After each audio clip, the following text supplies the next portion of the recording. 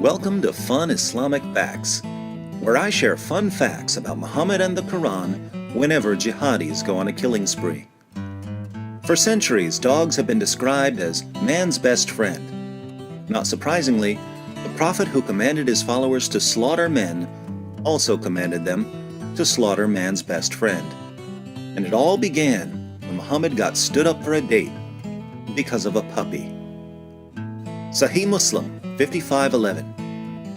It was narrated that Aisha said, Jibreel, supposedly the angel Gabriel, promised to come to the Messenger of Allah at a certain hour, and that time came, but he did not arrive.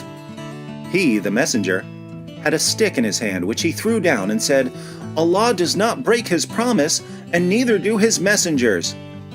Then he turned and saw a puppy beneath a bed. He said, "Oh Aisha, when did this dog get in here?" She said, "By Allah, I do not know." He ordered that it be taken out, and Jibreel came. The Messenger of Allah said, "You made an appointment with me, and I waited for you, but you did not come." He said, "I was prevented by the dog that was in your house. We do not enter a house in which there is a dog or an image." So the Archangel Gabriel is petrified of puppies and pictures.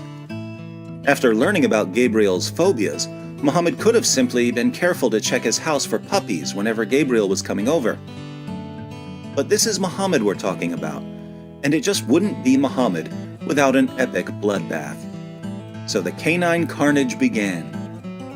Sahih Muslim 40:16. It was narrated from Ibn Umar that the Messenger of Allah ordered that dogs be killed. Sahih Muslim 40:18. It was narrated that Abdullah bin Umar said, "The Messenger of Allah used to order that dogs be killed, and I went throughout Al-Madinah until we did not spare any dog, but we killed it, to such an extent that we would even kill the dog of a woman belonging to the desert people." But some of Muhammad's followers complained because they had dogs for hunting and for herding sheep, so Muhammad changed his mind. Sahih Muslim 40:21. It was narrated that Ibn al-Mughaffal said, "The Messenger of Allah enjoined the killing of dogs. Then he said, 'What is the problem with them and dogs?' Then he granted a concession with regard to dogs for hunting and herding sheep."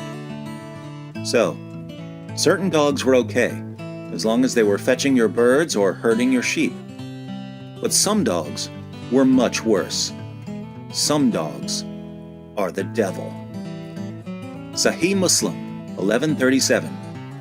It was narrated from Abdullah bin As-Samit from Abu Dar, who said, "The Messenger of Allah said, 'When one of you stands to offer prayer, he will be screened if he has something in front of him that is like the back of a saddle.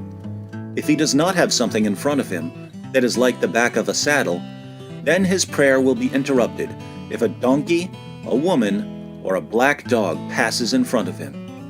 I said, 'O Abu Dar, what is the difference between a black dog or a red or yellow dog?' He said, 'O son of my brother, I asked the Messenger of Allah the same question, and he said, the black dog is a devil.'" More timeless wisdom about Satan from the Prophet who said that Satan pees in your ears, hides in your nose, and farts when he hears the call to prayer. Surah 21 verse 107 of the Quran declares that Allah sent Muhammad as a mercy to all creatures. But apparently, this doesn't include dogs, and it certainly doesn't include black dogs, because the color of a dog's fur determines whether it's the devil. If you're wondering why Muhammad said that black dogs are the devil, keep in mind he also said that Satan looks like a black man.